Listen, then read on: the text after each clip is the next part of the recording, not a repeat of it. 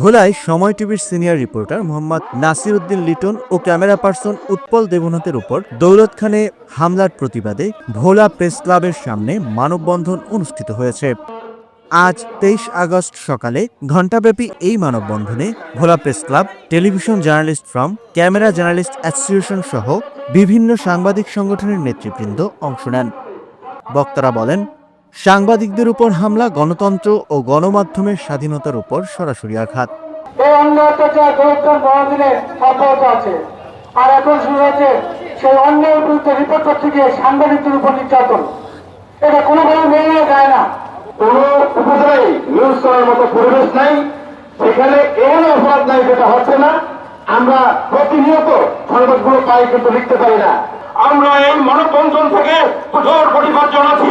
24 ঘন্টার ভিতরে যদি ওই আসামিদেরকে গ্রেপ্তার না করা হয়, তাহলে ওই দৌলত খানের সকল বিএনপি সকল সংবাদ আমরা বর্জন করব।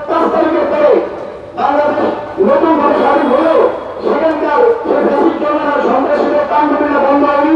পুরো নতুন মোড়কে পুরো সন্ত্রাসীরা আমরা সেখানে সন্ত্রাস এবং তাণ্ডবীরা চালাচ্ছে।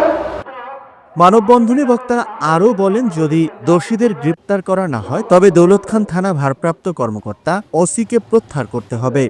সাংবাদিকদের নিরাপত্তা নিশ্চিত করতে সরকারের কাছে জোর আহ্বান জানান তারা। উল্লেখ্য, গত শুক্রবার দুপুরে দৌলতখান উপজেলার ভবানীপুর ইউনিয়নে সরকারের প্রদত্ত জেলেদের সহায়তার গরু বিতরণ সংক্রান্ত তথ্য সংগ্রহে গেলে সময় টিভির সাংবাদিক নাসির উদ্দিন লিটন ও ক্যামেরা পার্সন উৎপল দেবনাথের উপর হামলা চালায় স্থানীয় বিএনপি নেতা রাসেল কাজী, নিজাম কাজী, রাকিব কাজী ও রিয়াজ। এ ঘটনায় দৌলত খান থানায় সাধারণ ডায়েরি করেছে ভুক্তভোগী সাংবাদিক। মোহাম্মদ সামিরুজ্জামান সামির, চ্যানেল 21, ভোলা।